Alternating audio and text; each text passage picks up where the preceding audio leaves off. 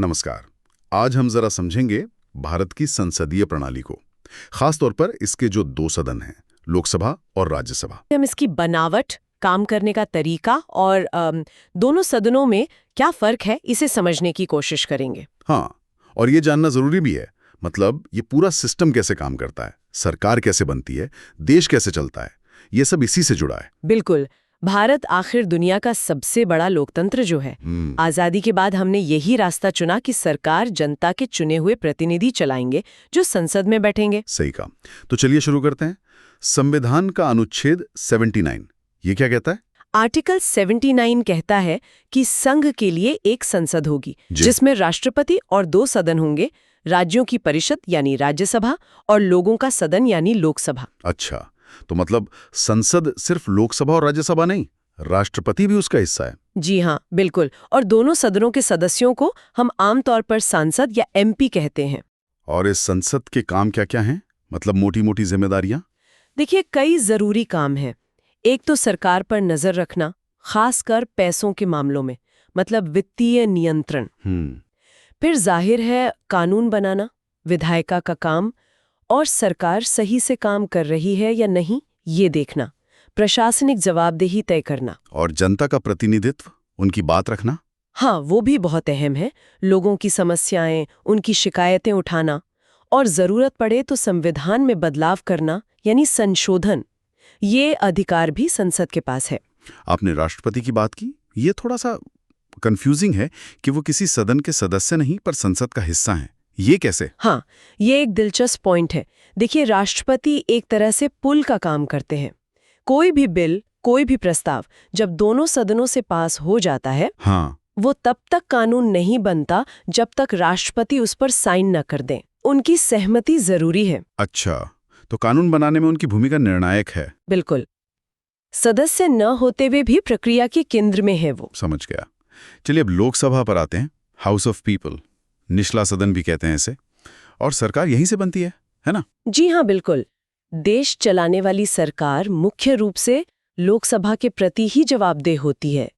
इसकी शुरुआत होती है आम चुनावों से। हाँ, जनरल इलेक्शंस। पूरे देश को अलग अलग चुनाव क्षेत्रों में बांट दिया जाता है, कॉन्स्टिट्यूएंसीज में। और हर क्षेत्र से उम्मीदवार खड़े होते हैं, पार्टियों के या निर्दलीय भी। हाँ, कोई भी लड़ सकता है, बस योग्यता पूरी करनी होती है। जैसे उम्र कम से कम 25 साल हो, और भारत में कहीं ना कहीं वोटर लिस्ट में नाम होना चाहिए। फिर वोटिंग होती है, और जिस उम्मीदवार को अपने क्षेत्र में सबसे ज्यादा वोट मिलते हैं वो जीत जाता है। वही सांसद बनकर लोकसभा पहुंचता है। हाँ, इसे फर्स्ट पास्ट द पोस्ट कहते हैं। जो आगे वो जीता, सीधा से साफ। तो इस तरह कितने सदस्य चुने जाते हैं लोकसभा के लिए? कुल संख्या कितनी है? 50? हाँ, इसमें से 530 राज्यों से चुनकर आते हैं और 20 केंद्र शासित प्रदेशों से। और ये सब सीधे जनता चुनती है? जी, डायरेक्ट इलेक्शन से। पहले वो एंग्लो इंडियन समुदाय के मनोनयन की भी व्यवस्था थी, 2 सदस्य। हाँ, वो थी। राष्ट्रपति मनोनीत करते थे अगर लगता था कि उनका प्रतिनिधित्व कम है।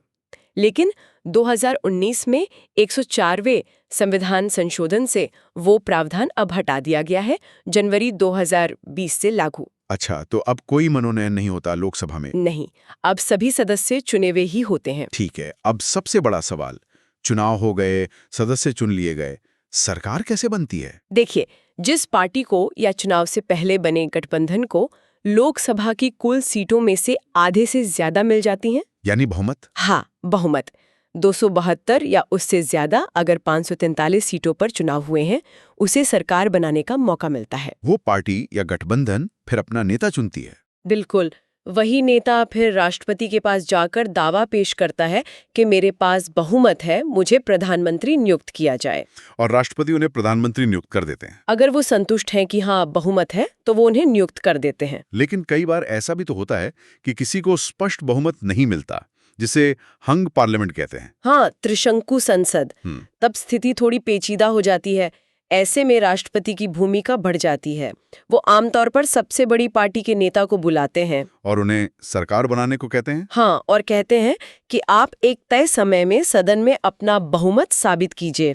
मतलब दूसरी पार्टियों या आजाद सांसदों का समर्थन जुटाना पड़ता है? जी, अगर वो सफल हो जाते हैं तो सरकार चलती है, और अगर नहीं कर पाए तो फिर राष्ट्रपति किसी दूसरे दावेदार को, शायद दूसरे सबसे बड़े दल या किसी नए गठबंधन को मौका दे सकते हैं।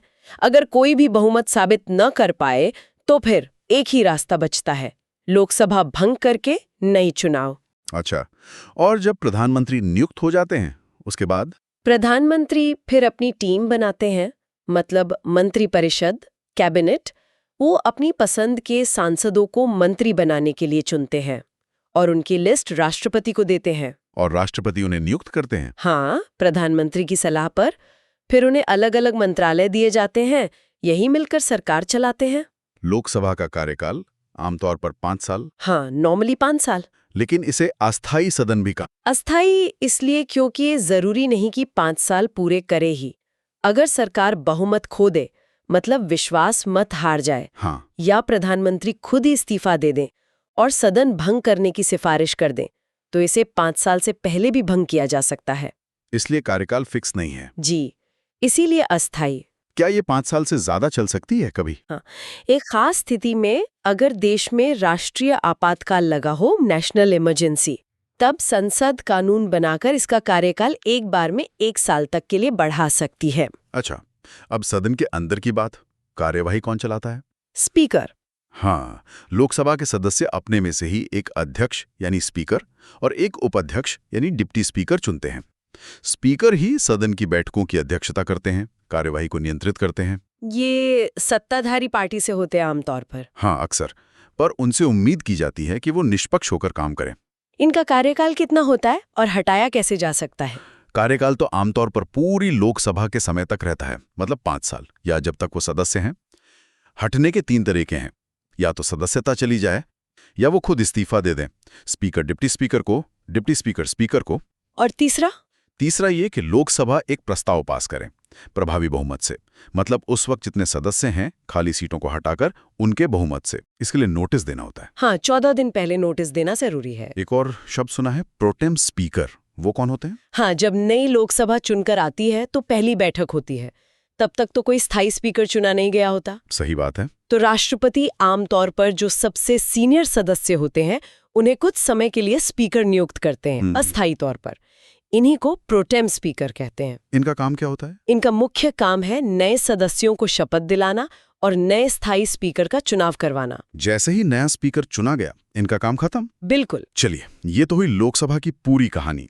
सीधा जनता का सदन, सरकार बनाने वाला सदन।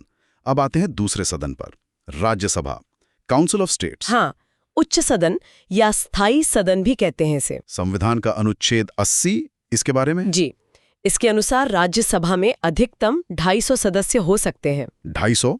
इसमें भी चुनाव होता है? हाँ, लेकिन थोड़ा अलग तरीके से। इसमें से 238 सदस्य राज्यों और केंद्र शासित प्रदेशों से आते हैं और 12 सदस्य राष्ट्रपति मनोनीत करते हैं। तो ये 238 सदस्य कैसे चुने जाते हैं? क्या इन्हें भी जनता सीधे चुनती है? नहीं, यही मुख्य फर्क है। इन्हें जनता सीधे नहीं चुनती। इन्हें उस राज्य की विधानसभा के चुने हुए सदस्य यानी विधायक, एमएलएस चुनते हैं। अच्छा, विधायकों के वोट से? हाँ, और इसका तरीका भी लोकसभा चुनाव से अलग है। वो कैसे? इसे कहते हैं आनुपातिक प्रतिनिधित्व प्रणाली, जिसमें एकल संक्रमणीय मत पद्धति यूज होती है। बाप रे, ये तो भारी शब्द हैं। आसान भाषा में? हाँ, थोड़ा जटिल है। मतलब विधायक सिर्फ एक कैंडिडेट को वोट नहीं देते, वो अपनी पसंद के हिसाब से उम्मीदवारों को रैंक करते हैं। पहली पसंद, दूसरी पसंद, तीसरी। अच्छा, प्रेफरेंस देते हैं? बिल्कुल। फिर वोटों की गिनती एक खास फॉर्मूले से होती है। इसका मकसद ये होता है कि विधानसभा में जिस पार्टी के जितने विधायक हैं, लगभग उसी अनुपात में उसे राज्यसभा की सीटें मिलें। समझ गया। ये सीधा जो जीता वही सिकंदर वाला मामला नहीं है। नहीं, ये प्रतिनिधित्व को ज्यादा महत्व देता है। और वो 12 सदस्य जो राष्ट्रपति मनोनीत करते हैं, उनका क्या आधार है? राष्ट्रपति ऐसे लोगों को चुनते हैं जिन्हें साहित्य, विज्ञान, कला या समाज सेवा में खास अनुभव या ज्ञान हो। अच्छा, मतलब एक्सपर्ट्स या जानी-मानी हस्तियां? हाँ, मकसद यही है कि ऐसे लोग भी संसद में आए जो शायद सीधे चुनाव न लड़ें, पर जिनका अनुभव देश के काम आ सके। जैसे सचिन तेंदुलकर, रेखा, लता मंगेशकर, इनके नाम सुनने में आते हैं। जी हाँ, ये कुछ उदाहरण हैं। अब आते हैं इसके कार्यकाल पर। इसे स्थायी सदन क्यों कहते हैं? लोकसभा तो अस्थायी थी। स्थायी इसलिए क्योंकि ये कभी भंग नहीं होती, लोकसभा की तरह पूरी तरह खत्म नहीं होती कभी। लेकिन सदस्य तो बदलते होंगे। हाँ, सदस्य बदलते हैं। हर सदस्य का अपना कार्यकाल 6 साल का होता है। 6 साल? लोकसभा का तो 5 था। हाँ, इनका 6 साल, लेकिन व्यवस्था ऐसी है कि हर 2 साल में इसके 1/3 सदस्य रिटायर हो जाते हैं। अच्छा, हर 2 साल में 1/3। जी।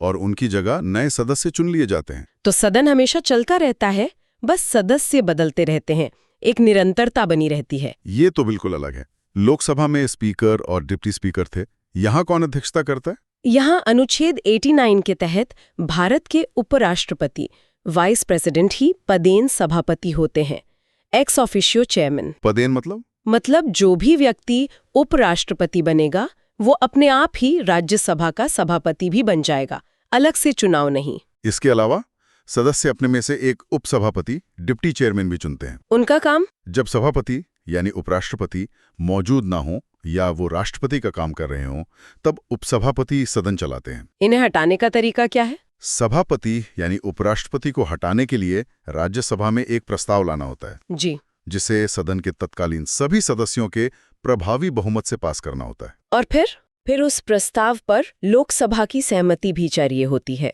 साधारण बहुमत से। और हाँ, 14 दिन का नोटिस यहाँ भी जरूरी है। और उपसभापति को हटाने के लिए? उनके लिए सिर्फ राज्यसभा में ही प्रभावी बहुमत से प्रस्ताव पास करना काफी है, लोकसभा की सहमति नहीं चाहिए। नोटिस यहाँ भी 14 दिन का। और जाहिर है, अगर सदस्यता खत्म हो जाए या वो इस्तीफा दे दें तो पद खाली हो जाता है। एक और बात इसमें ध्यान रखने वाली है। जब सभापति या उपसभापति को हटाने का प्रस्ताव चल रहा हो, तब वो उस बैठक की अध्यक्षता नहीं कर सकते। हाँ, ये तो स्वाभाविक है। लेकिन वो सदन में बोल सकते हैं, बहस में हिस्सा ले सकते हैं, पर वोट नहीं दे सकते, निर्णायक वोट भी नहीं। काफी डिटेल प्रक्रिया है। अब आते हैं उस सवाल पर जो शायद बहुत लोग सोचते हैं। अगर सरकार लोकसभा से बनती है जहां सीधे जनता के नुमाइंदे हैं, तो फिर राज्यसभा की जरूरत ही क्या है? हाँ, ये सवाल बहुत वाजिब है और उठता भी है। लेकिन इसकी जरूरत है और कई वजहों से है। जैसे? क्या मुख्य कारण है? पहला, जैसा हमने मनोनीत सदस्यों की बात करते हुए कहा था, ये अनुभवी लोगों, विशेषज्ञों को संसद में लाने का रास्ता है, जो शायद चुनाव न जीत पाए। हाँ। स्रोत में मनमोहन सिंह जी, अरुण जेटली जी का उदाहरण भी था। हाँ, वो लोकसभा चुनाव हारे थे, पर राज्यसभा से आकर मंत्री और प्रधानमंत्री तक बने। बिल्कुल, उनका अनुभव देश के काम आया। तो ये प्रतिभा और अनुभव को एक मंच देता है। ये तो एक बात हुई। और दूसरा, ये एक तरह का चेक एंड बैलेंस है।